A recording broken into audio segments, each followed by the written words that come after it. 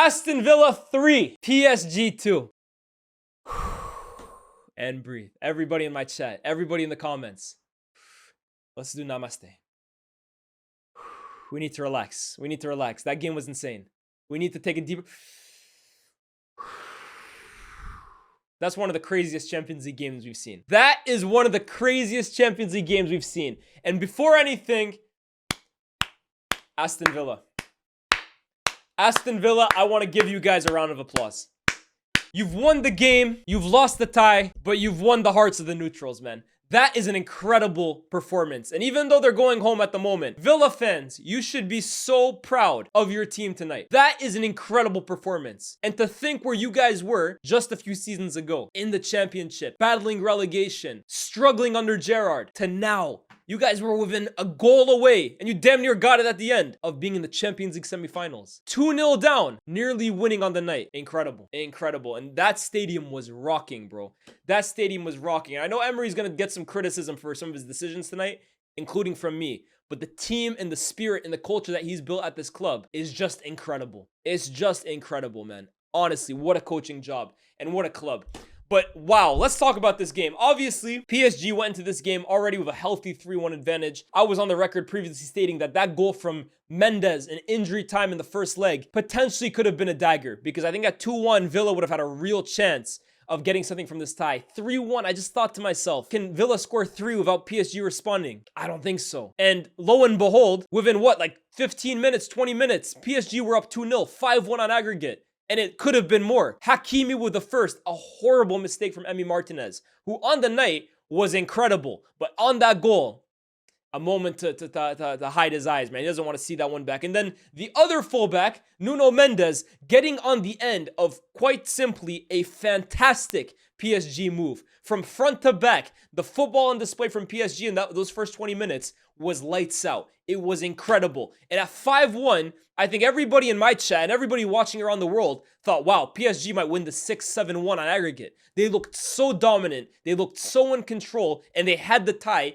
in their hands. And then magic happened. That's the only way I can describe it. And honestly, I think the magic really came from one man in particular, Marcus Rashford. And I'm not just saying it because he's a Manchester United boy. I'm not just saying it, even though it definitely helps for me. But wow. That performance, especially in the second half. I know Tielemans, and with a huge help from Pacho, got one back in the first half. 2-1 down, 5-2 on aggregate. But you're still thinking to yourself, nah, surely not. 5-2, PSG should have more than enough. But that second half, Aston Villa went on a tear. They were lights out. They blacked out. All those players transformed into, like, I don't even know, Real Madrid 16-17. And I think at the forefront of it, Marcus Rashford just went nuclear. It's as simple as that. Villa, all of them were good. But Rashford in that second half, I thought in the first half he was isolated a lot of the time. When he got one-on-one, I didn't think he was especially decisive of his actions. I wasn't too impressed by him. And I was actually thinking, is this maybe a game where they maybe need Watkins up front, holding off defenders, getting his team up the pitch? But Rashford in that second half, everything he touched was brilliant. Honestly, the amount of times he was terrorizing the likes of Marquinhos, the likes of Pacho, the likes of Mendes, the likes of Hakimi, he was a handful for that entire back four. And I think he, more than anybody, really inspired that Aston Villa comeback. The second one, though, was a moment of pure brilliance from John McGinn, who from his own half carried the ball, basically found himself completely unmarked, and let a shot fly past Donnarumma, again with the help of a deflection from Pacho. All of a sudden, 2-2, 5-3 on aggregate. You're still thinking, PSG should be in control, right? But the chances just kept coming and coming and coming and coming. And lo and behold, that third goal came from 2-0 down to 3-2 up on the night. Marcus Rashford finds himself on the right-hand side, twists and twists again and turns again, and plays a fantastic ball into the box for Konsa to finish. And all of a sudden, with 30 minutes left to play, it's 5-4 to PSG, with Villa having all of the momentum. I mean, at that point, I think everybody thought we were in for one of the all-time great Champions League comebacks, because Villa, at that point, were untouchable. PSG are a damn good team. For some, they might be the best team in Europe when they're clicking. But today, in that second half, Villa had them shitting themselves. PSG were scared shitless, and that's purely because of how good Aston Villa were for like a 25-minute period. They were lights out. Villa Park was rocking. And all of a sudden, it felt like Villa were gonna get the next goal. Because now, it felt like seconds after Konsa's goal, the ball is scrambling inside the box. Falls to Tielemans. Wide open. Header. Donnarumma scrambling to parry it away. Crazy. Few minutes later, Rashford cutting in, unleashing a strike that seemed destined for the top corner. Donnarumma, a brilliant save. A cross from the right-hand side from Rashford into the path of Konsa. All he needs to do is get a head on it, just misses. And then the one that I think everybody thought was going in, Marco Asensio, making his return against PSG, sent through on goal. This is the script. This is the banker. This is the one that had to go in. And Donnarumma, yet again, making himself big. I've been a huge critic of Donnarumma over the last few years. I've been on the record saying him and Marquinhos have their fingerprints on every single PSG exit in the Champions League. And to be fair, Marquinhos, hey, don't think I didn't notice that performance today. But Donnarumma, first of all in the Liverpool game with his big saves at Anfield and then the penalty performance. And now tonight, huge save after huge save after huge save. Donnarumma is correcting. He is correcting and rewriting his legacy with these Champions League performances. He's making me look at him in a different light. I've never been a huge fan of Donnarumma, but this campaign, lights out. Absolutely lights out. He saved PSG today from losing. But Asensio, man. Asensio. However, guys, one thing really changed this game. And I actually think if he had stayed on, I think Villa would be playing in the semifinal in around a month. I genuinely think they might have been. Unai Emery, his team had their foot on PSG's throat. It almost seemed like a goal was destined to come. And you're just thinking, do they need to make a substitution? Watkins warming up. We're all thinking, oh my God, this is it. The assistant referee holds up the board. Number 9, Marcus Rashford. I said it from the jump. And I actually said, guys, I might be proven wrong, but I'm going to put it out on the line here. This is the wrong decision. This feels like the wrong decision. Unai Emery had his foot on PSG's neck. All he's got to do is press a little harder. And what did he do? He lifted his foot up. Why did he take Marcus Rashford off? Why? Rashford had PSG on ropes. He looked like a threat every time he got the ball. I can't believe it. I genuinely cannot believe it. Seriously. I need Unai Emery to come out and explain his decision. That's the wrong move. And I get it. Morgan Rogers has been his guy all season. And Rogers in the Champions League has been the guy. But look at their performances tonight. There's only one man that should have been coming off the pitch today. And it wasn't Rashford. It was not Rashford. I cannot believe that. I think that costed Villa today. They were incredible, man. And they should be proud of their display. And Unai Emery has coached a hell of a season. But that decision right there, I think, cost them the tie. I genuinely believe that. Because from that moment on, guys, Villa, it almost felt like the momentum and the adrenaline that they were basically coasting off of completely dissipated. I think that right there killed their momentum. Or at least it definitely helped killing it. Because from there, I think PSG started kind of getting a foothold on the game. I think they started like slowing it down a little bit. They started passing around Villa. They started holding it in the corner. They had a few chances of their own, to be fair. Hakimi went through. Doué went through. They couldn't score. But the last 15 minutes or so, okay, hold on, until the very end. For the last 15 minutes, until the very end, PSG, I think, kind of killed off Villa. However, last seconds of the game, Villa throwing everything at it, the kitchen sink and all. The ball falls to Maatsen, and he hits it so cleanly, so purely.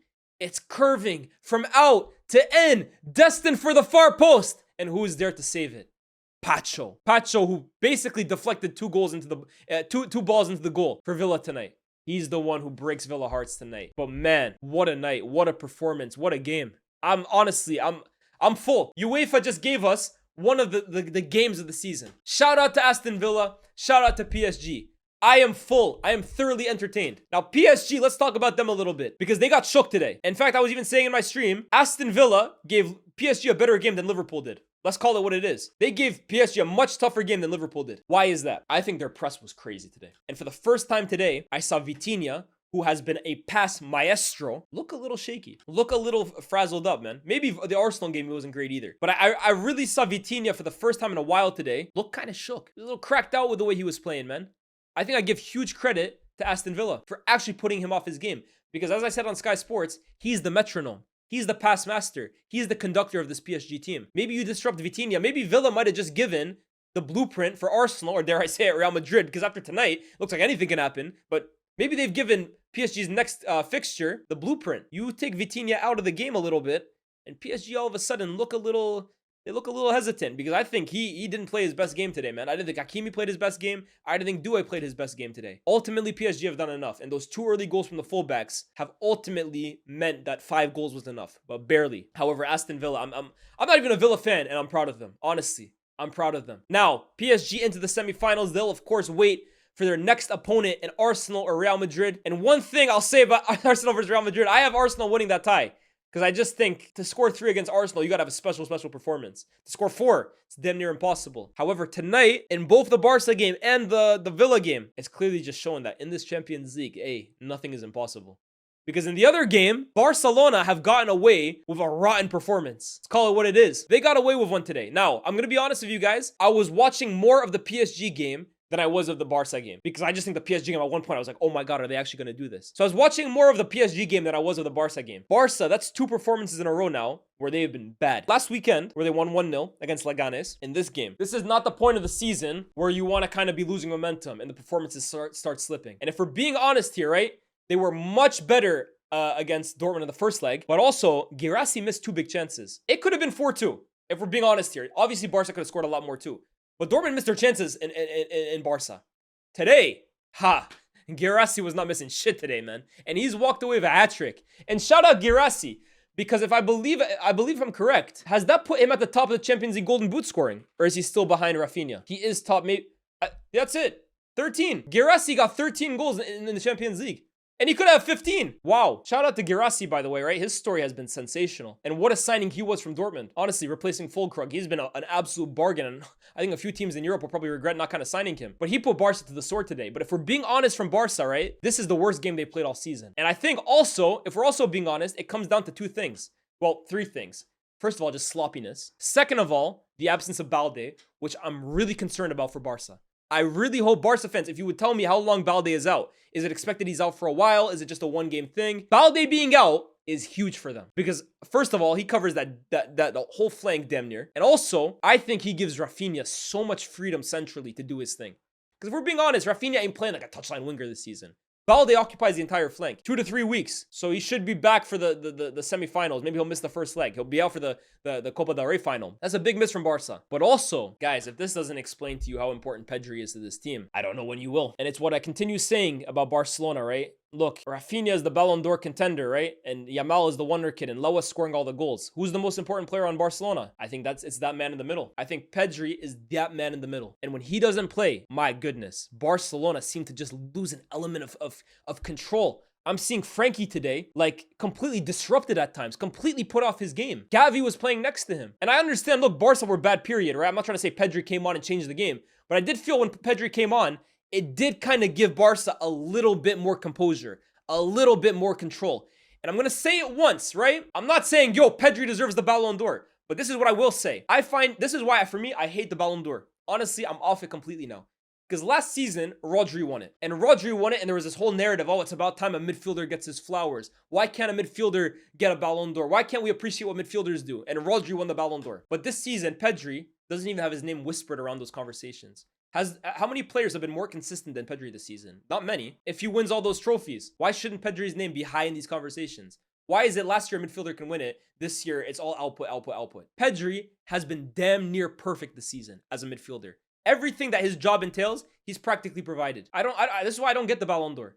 Last season, it's Rodri. This year, a midfielder can't even be mentioned around it. Pedri's been the best midfielder in the world this year. And for me, I'm sorry, I'd like to see his name more in these conversations. I understand his kind of player will almost never get the individual awards they should. We look at the likes of Xavi, at the likes of Iniesta. To be fair, they actually made podiums, but for them to win it, for a player like Pirlo to win it, it's extremely difficult. But in this era now, where Messi and Ronaldo are out the game and the Ballon d'Or is pretty open, I think Pedri deserves to be put high in these conversations. And if you doubt his impact, games like today show you what he's all about.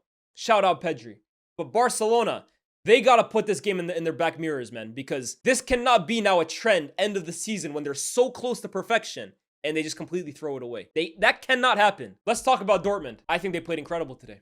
I think they played absolutely incredible today. And it's a damn shame that they couldn't have done this at Barcelona. Guirassy, I gave him his flowers. You know who else I want to give their flowers to, though? Duranville. Guys, I think Duranville. Again, like I said, I didn't watch the entire Barca game because I was going back and forth. But every time I looked at Barca, I was like, oh my goodness gracious. I think Duranville came on, chat, and really changed that game for Borussia Dortmund. He looked electric for them. Just the intensity that Dortmund played with. And we know the Signal Iduna Park, right? That stadium is a fortress. They really made life difficult for Barcelona. Obviously, it wasn't enough at the end of the day. Is that concerning for Barca? Is that just a flash in the pan? Is it just an off day? Who knows? Only time will tell. Let's see how the rest of the season goes.